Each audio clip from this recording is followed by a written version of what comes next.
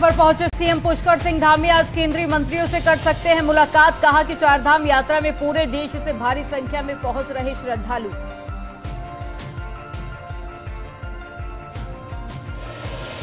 Tehri dam का दौरा करेगी लोकसभा की स्थायी समिति की टीम। सिंचाई नमामि गंगे टीएचडीसी से जुड़ी केंद्रीय योजनाओं की करेगी समीक्षा। समिति में लोकसभा और राज्यसभा के 30 सांसद शामिल। पिथौरागढ़ के दारमा घाटी में टूटा ग्लेशियर टूटने से चाइना बॉर्डर को जोड़ने वाली सड़क हुई बंद। पंचाचूली देखने गए सैलानी भी फंसे।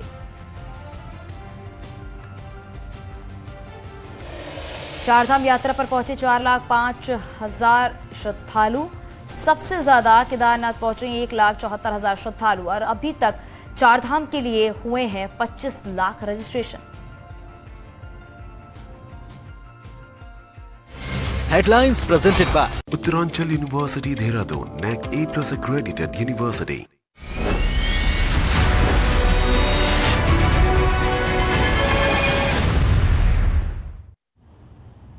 और चलिए खबरों में आगे बढ़ेंगे और उत्तराखंड की खबरें जानेंगे हम। चारधाम यात्रा में अभी तक 15 दिन में 5 लाख श्रद्धालु दर्शन कर चुके हैं और केदारनाथ को लेकर श्रद्धालुओं में ज्यादा आकर्षण है। सबसे ज्यादा 1,74,000 श्रद्धालु केदारनाथ पहुंचे और बद्रीनाथ में 1,18,000 श्रद्धालुओं ने दर्शन किए। अभी तक चारों धामों के लिए 25 लाख से ज्यादा के रजिस्ट्रेशन हो चुके हैं। हालांकि फिलहाल रजिस्ट्रेशन पर रोक लगा दी गई है क्योंकि मौसम लगातार बदल रहा है। तो चारधाम यात्रा के लिए 25 लाख लोगों ने अपना रजिस्ट्रेशन करवाया है और सबसे ज्यादा जो लोग हैं वो केदारनाथ पहुंच रहे हैं और ऐसे में फिलहाल रजिस्ट्रेशन पर रोक लगा दी गई है क्योंकि मौसम लगातार बदल रहा है और ऐसे में जो पहले ही रजिस्ट्रेशन करा चुके हैं लोग उन्हें ही दर्शन करने की अनुमति दी गई है। तो इस पर मुख्यमंत्री पुष्कर सिंह धामी ने कहा कि न सिर्फ उत्तराखंड बल्कि देश और विदेश से लोग भी बड़ी संख्या में चारों धामों पहुंच रहे हैं दर्शन करने के लिए।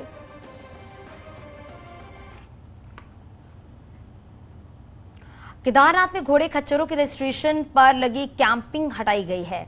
उत्तरकाशी चमोली के घोड़े खच्चर संचालक भी रजिस्ट्रेशन करा सकेंगे। घोड़े खच्चरों का जिलावार बनाया गया है रोटेशन और 6,000 घोड़े और खच्चर जो रजिस्टर्ड है उनकी बात की जा रही है। तो घोड़े खच्चरों का जिलावार अब रोटेशन बना दिया गया है और 6,000 घोड़े खच्चर जो हैं वो रजिस्टर्ड है। ये बताया जा रहा है चारधाम यात्रा में देखा जा रहा है घोड़े खच्चर से लोग केदारनाथ के दर्शन करने के लिए पहुंचते हैं और इसीलिए रजिस्ट्रेशन पर लगी कैंपिंग जो है वो फिलहाल हटा दी गई है। इसके साथ ही साथ जिलावार रोटेशन भी बना दिया गया है ताकि यात्रियों को किसी तरह की कोई दिक्कत ना हो और उन्हें पहले से ही सारी इंफॉर्मेशन मिल जाए क्योंकि घोड़े खच्चरों को लेकर भी तमाम सवाल लगातार उठ रहे थे। लेकिन अब जिलावार रोटेशन बना दिया गया है।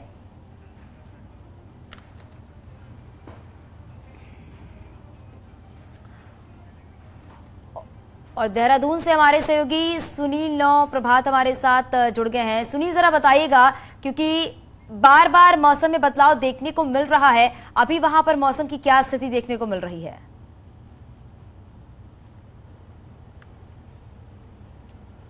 देखिए चांदनी, जो फोरकास्ट था मौसम विभाग का वो कल 9 मई तक के लिए था कि 9 मई तक जो हाई एल्टीट्यूड वाले जो एरिया हैं खासकर चारधाम, उत्तरकाशी, रुद्रप्रयाग और चमोली जिले के लिए कि यहाँ पर बारिश और बर्फबारी हो सकती है हाई एल्टीट्यूड के एरिया में। आज तक केदारनाथ के लिए जो रजिस्ट्रेशन की जो डेट थी आज 8 मई तक बंद है। बहुत संभावना है कि कल से एक बार फिर से केदारनाथ धाम के लिए रजिस्ट्रेशन की प्रक्रिया शुरू हो जाएगी। अभी धीरे धीरे प्रशासन जो व्यवस्था है उनको पटरी पर लाने की कोशिश कर रहा है।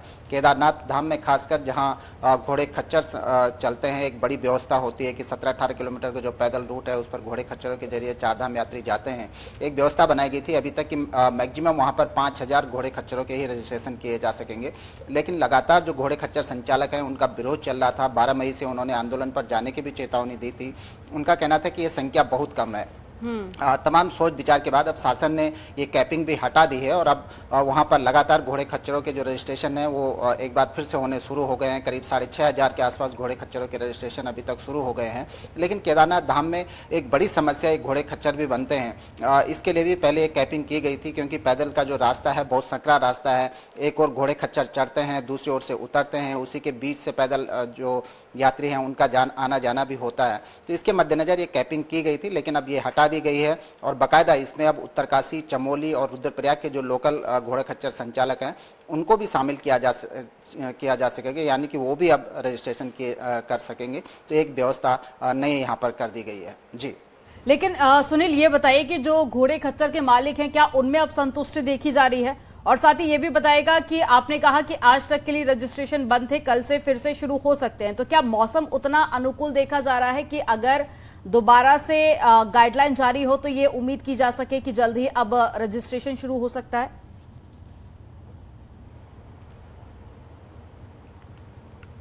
देखिए, संभावना इस बात की है कि रजिस्ट्रेशन खोला जा सकता है, क्योंकि 1 मई से और आज 8 मई तक रजिस्ट्रेशन बंद किए गए थे। इसके चलते जो तमाम यात्री हैं, चारधाम यात्री, उनको दिक्कतों का सामना करना पड़ा था। और खासकर आप जिस तरह से देखेंगे कि केदारनाथ के प्रति जो क्रेज श्रद्धालुओं में बढ़ा है, अभी तक चारों धामों में 5 लाख श्रद्धालुओं ने दर्शन किए और इसमें सबसे अधिक 1,74,000 श्रद्धालु कल की डेट तक यानी 7 मई तक केदारनाथ धाम पहुंच चुके थे।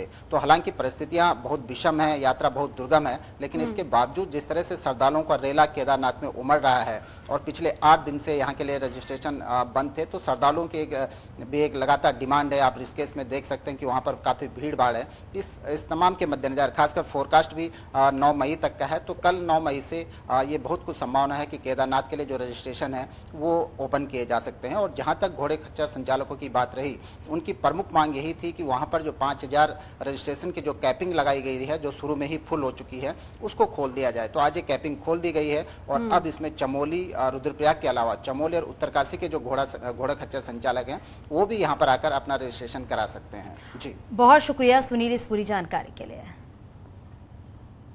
और केदारनाथ धाम में हुक्का पी रहे हरियाणा के निवासी एक शख्स के खिलाफ में कार्रवाई, पुलिस ने चालान भी काटा और साथ ही उत्तराखंड पुलिस ने इसके लिए ऑपरेशन मर्यादा भी शुरू कर दिया है, जिसके तहत में तीर्थ स्थलों पर अमर्यादित आचरण करने वाले लोगों के खिलाफ में एक्शन लिया जाएगा।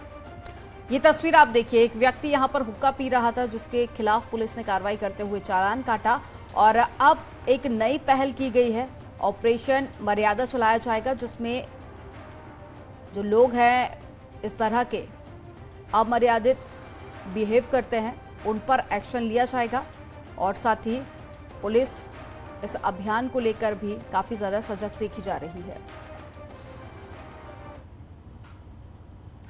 उत्तराखंड में चारधाम यात्रा जोरों शोरों से चल रही है और इस दौरान बड़ी संख्या में श्रद्धालु चारधाम में पहुंच रहे हैं। वहीं सोशल मीडिया पर इन दिनों एक वीडियो तेजी से वायरल हो रहा है, जिसमें एक दिव्यांग व्यक्ति यात्रा मार्ग पर है, प्रभु भोलेनाथ की दर पैदल जा रहा है, लेकिन जब बर्फ में उसे चलने में दिक्कत आ रही है तो भोले के रंग में रंगे एक युवक ने आगे बढ़कर सहारा दिया। वीडियो कब का है ये साफ नहीं है। कुछ यूजर्स वीडियो को उत्तराखंड का बता रहे हैं, हालांकि न्यूज़ 18 इस दावे की पुष्टि नहीं करता है। तस्वीरें आप अपने टीवी स्क्रीन पर देख सकते हैं किस तरीके से ये दिव्यांग आपको नजर आ रहा है, जो कि बाबा के दर्शन करने के लिए पहुंचा हुआ है।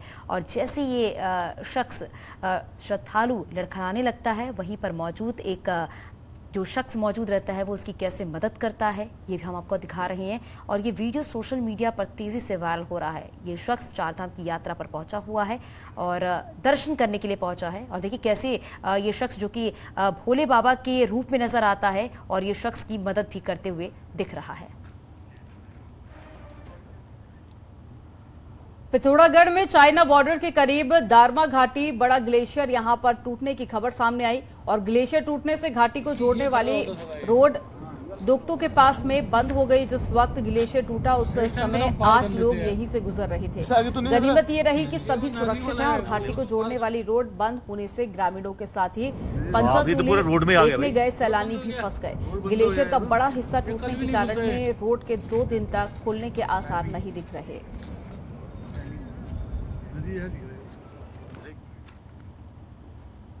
देहरादून से खबर मिल रही है, जहां पर जल संसाधनों पर लोकसभा की स्थायी समिति के 30 सदस्यीय टीम 3 दिन के उत्तराखंड दौरे पर पहुंची हुई है। समिति में लोकसभा के 21, राज्यसभा के 9 सदस्य मौजूद है। सिंचाई, नमामि गंगे, THDC से जुड़ी केंद्रीय योजनाओं पर फोकस रहेगा। इसके साथ ही योजनाओं का निरीक्षण भी टीम करेगी और इसी के तहत ही संसदीय समिति टिहरी डैम का दौरा करेगी। शाम को समिति देहरादून में समीक्षा मीटिंग भी लेगी। हिमाचल की तर्ज पर ठोस भू कानून पर चर्चा के लिए आयोजित एक गोष्ठी में भगत सिंह कोश्यारी ने अपने अंदाज में खूब खरी खोटी सुनाई। कोश्यारी ने कहा कि सिर्फ नारे लगाने, भाषणबाजी से उत्तराखंड का विकास नहीं होगा। कोश्यारी ने कहा कि इसके लिए पहले हमें अपने भू संसाधनों का समुचित उपयोग करना होगा और कोश्यारी ने कहा कि भू कानून तो आज आ ही जाएगा और हिमालय से भी अच्छा कानून आ जाएगा, लेकिन उस भू कानून का करेंगे क्या जब गांव रहेंगे ही नहीं। भू संशोधन, भू कानून, ये उसका एक छोटा सा अंग है, वो जरूरी अंग है, उसे होना चाहिए, वो ठीक है, वो जरूरी अंग है। लेकिन किसी चीज को केवल पार्शियली देखोगे तो काम नहीं चलेगा। किसी को इन टोटलिटी देखो, तो आप होलिस्टिक अप्रोच का क्या बोलते हैं, इंटीग्रेटेड एंड ऑल दिस जो जानता है नीति सत्ता भी जानते हैं। तो उस लिहाज से जब तक देखोगे नहीं तो मैं सोचता हूं कि हम कितना ही संशोधन करें, हम जिस लक्ष्य को प्राप्त करना चाहते हैं कि आत्मनिर्भर उत्तराखंड, स्वाभिमानी उत्तराखंड, ये तब तक बनेगा नहीं। परंतु हमारा कहना यह है, हम पहले संकल्प लें कि भाई हम अपने गांव में जाएंगे, गांव में बसेंगे नहीं तो कितने ही कानून बना दो। उत्तराखंड में खाली पड़े पदों को मंत्रियों को भरने पर भले ही चर्चाओं का बाजार गर्म हो, लेकिन विपक्ष सरकार को मंत्री पद खाली रखने की हिदायत दे रहा है। और विपक्ष का कहना है कि मंत्री पद खाली रखकर सरकार ने जनता का बोझ कम कर दिया है। ये बात अलग है कि बीजेपी जल्द ही खाली पदों को भरे जाने का दावा भी कर रही है। एक रिपोर्ट आपको दिखाते हैं।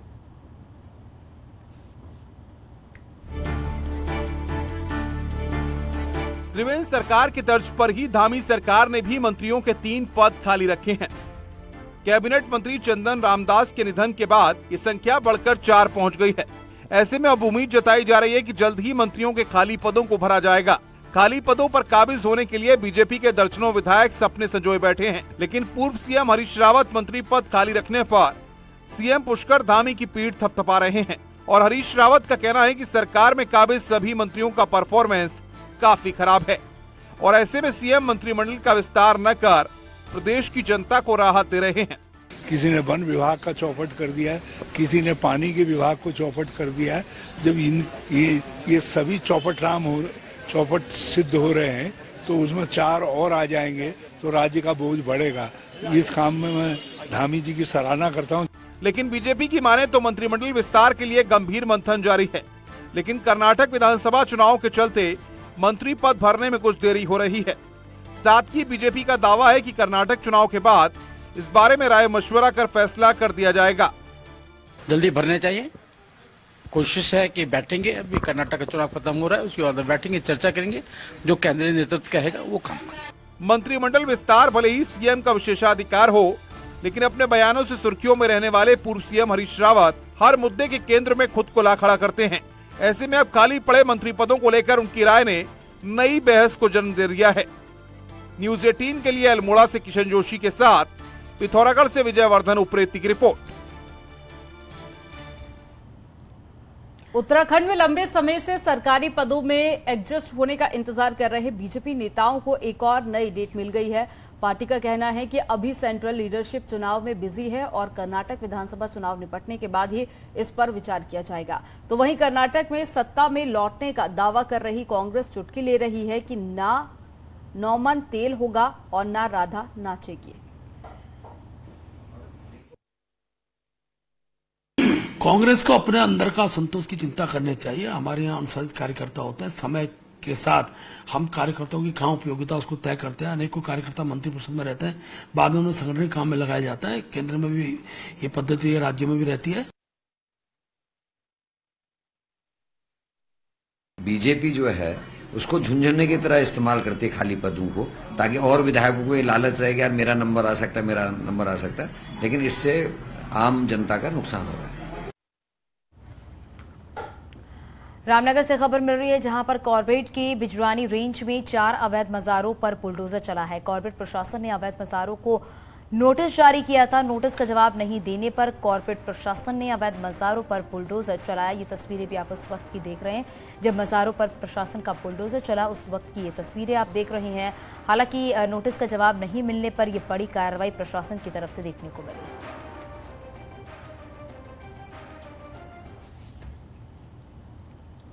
उत्तराखंड में मज़ारों पर चल रहे सरकारी बुलडोजर को लेकर पहली बार वक्फ बोर्ड के अध्यक्ष शादाब शम्स ने बड़ा बयान दिया। शादाब शम्स का कहना है कि अधिकारी अपने नंबर बढ़ाने के लिए वक्फ बोर्ड पे रजिस्टर्ड मज़ारों पर भी बुलडोजर चला रहे हैं। हरिद्वार में शनिवार को अवैध रूप से हटाई गई मज़ार की कार्रवाई के बाद में सवाल उठ रहे हैं कि कुछ मज़ार ऐसे भी हटाई गई हैं जो कि वक्फ बोर्ड में रजिस्टर्ड हैं। ऐसे में अब चुप्पी तोड़ते हुए शादाब शम्स का कहना है कि मुख्यमंत्री से इस मामले पर बातचीत करेंगे। कुछ अधिकारी गलत नियम से कार्रवाई कर रहे हैं। की बातें लगातार सामने आ रही हैं कि ऐसी भी कई मज़ारों को तोड़ा जा रहा है। अधिकारी अपनी सेटिंग वेटिंग करके ऐसी मज़ारों के साथ भी छेड़छाड़ कर रहे हैं जो कि वक्फ बोर्ड में दर्ज हैं, और उनको बताने के बावजूद कि ये बता दिया गया है और उसके बावजूद वो नहीं रुक रहे, तो ये गंभीर विषय है। इसकी गहनता से जांच करेंगे और जांच करने के बाद आगे कार्रवाई करेंगे। हल्द्वानी के वनफूलपुरा इलाके में सुबह मस्जिदों पर लगे लाउड स्पीकर हटाने की कार्रवाई की गई है। पुलिस ने इस कार्रवाई के बारे में पहले ही क्षेत्र के लोगों को जानकारी दे दी थी, जिसके बाद स्थानीय लोगों ने मस्जिद में से लाउड स्पीकर हटाने में पुलिस की मदद की।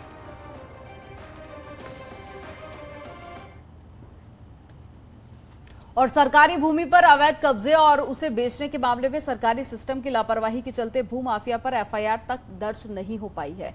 दरअसल इस पूरे मामले पर गढ़वाल कमिश्नर की ओर से 2 बार एफआईआर दर्ज करने के निर्देश भी दिए गए, लेकिन सरकारी सिस्टम की लापरवाही के चलते भूमाफिया पर कोई भी एक्शन नहीं लिया गया। अब पूरा मामला आपको एक रिपोर्ट के जरिए दिखाते हैं।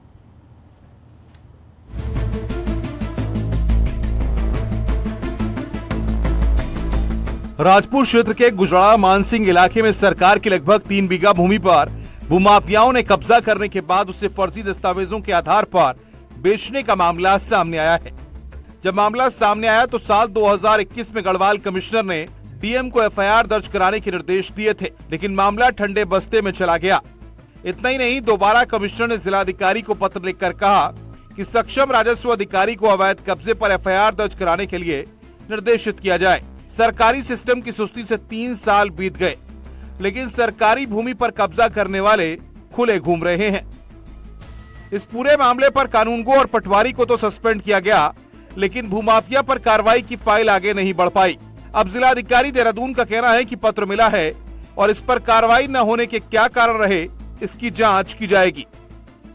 ये पत्र अभी मुझे भी रिसीव हुआ है। मैं अभी इसकी दिखवाती हूँ कि क्या कारणवश इस पे आगे कोई कार्रवाई नहीं हुई, और नियमानुसार जो भी कार्रवाई इसमें तत्काल की जानी है मेरे द्वारा की जाएगी। जहां एक और सरकार सरकारी जमीनों पर अवैध अतिक्रमण को हटाने के लिए प्रदेश स्तर पर बड़ा अभियान चला रही है। देखिए, अतिक्रमण एक ऐसी चीज है कि कोई भी इसको जायज नहीं ठहरा सकता है, और जहाँ भी अतिक्रमण है, जिस प्रकार का भी अतिक्रमण है, उसको हमने कहा है कि हम खाली करवाएंगे और उस दिशा में काम चल रहा है। सभी अधिकारी, प्रशासन के लोग जो भी इसके लिए जिम्मेदार हैं, सभी काम को करेंगे। वहीं अपनी ही सरकारी भूमि पर भूमाफिया के कब्जे होने के बाद भी सिस्टम की लापरवाही से कार्रवाई आगे नहीं बढ़ पाई। देखना होगा कि आने वाले दिनों में क्या कार्रवाई हो पाती है, या फिर भूमाफिया पर कार्रवाई की फाइल इधर से उधर धूल फाकेगी। न्यूज़ 18 के लिए देहरादून से विशाल गर्ग की रिपोर्ट। पथरीली जमीन पर मेहनत का पसीना इस कदर बहा कि महकने लगी उम्मीदों की खेती। उत्तराखंड की ऊंचाई पर पहली ब्लूबेरी की खेती से न सिर्फ अब रोजगार मिलने लगा है, बल्कि अन्य लोगों के लिए भी मिसाल बन गया। ये रिपोर्ट देखिए।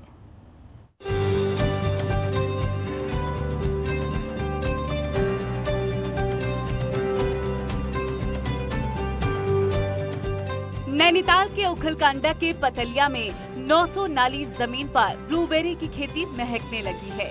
बंजर जमीन पर ब्लूबेरी की खेती देश में सबसे ऊंचाई और उत्तराखंड का पहला फार्म है। 500 से 1000 रुपए किलो इस ब्लूबेरी की बाजार में बड़ी डिमांड होने लग गई है। सरकार के प्रयास से शुरू हुई इस तरह की खेती से रोजगार तो मिल रहा ही है, साथ ही पलायन को भी रोका जा रहा है। ओखलकांडा का बहुत दूरस्थ गांव है, तो ये खेती यहाँ पे इसका क्लाइमेट के हिसाब से और इसका जो अपना टेम्परेचर होता है उसके हिसाब से इसका यहाँ ये जो जमीन है ये इसको सूट कर रही थी, और मैं समझता हूँ यही एक स्रोत है जिससे कि यहाँ से पलायन रुक सकता है, और यहाँ काफी हमारे आसपास के लोगों को भी रोजगार मिला हुआ है। देखिए, आप कहीं भी बाहर कंपनी में, प्राइवेट कंपनी में जॉब करें, 10,000 8,000 मिलती है, उसमें कमरे का किराया हो गया, खाना हो गया, 20 30 40 रुपए की तो रोज की सब्जी आ जाएगी।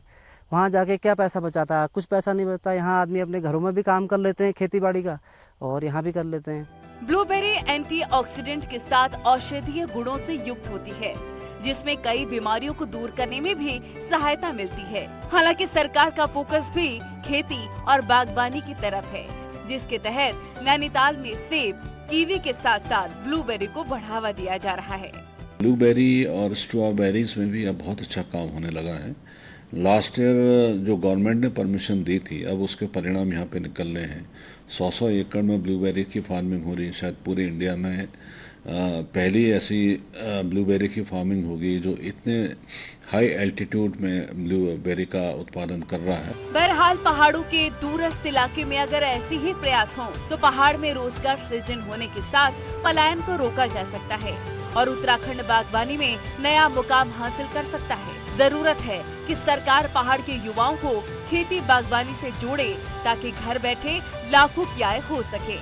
न्यूज़ 18 के लिए नैनीताल से वीरेंद्र बिष्ट की रिपोर्ट।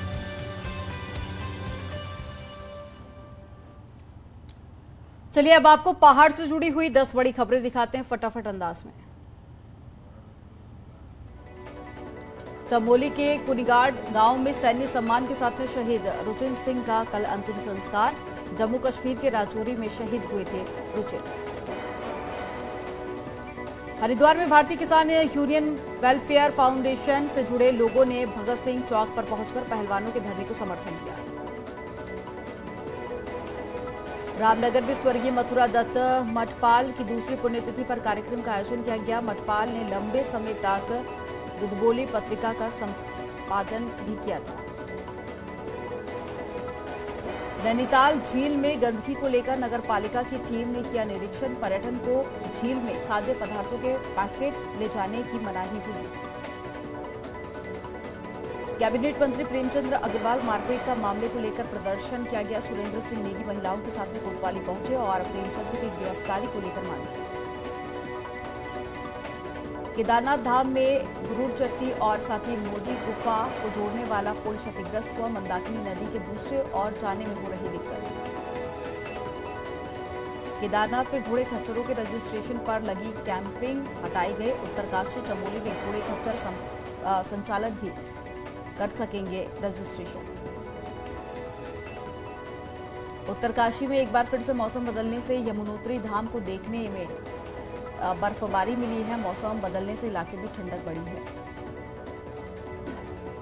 देहरादून के शंकरपुर महमूदनगर गांव में 4 साल के बच्चे को उठा ले गया बाघ। घटना के बाद में गांव में दहशत का माहौल। 2 जंगली हाथियों की लड़ाई का एक वीडियो सोशल मीडिया पर वायरल हुआ। वीडियो हरिद्वार की चीला रेंज का बताया जा रहा है।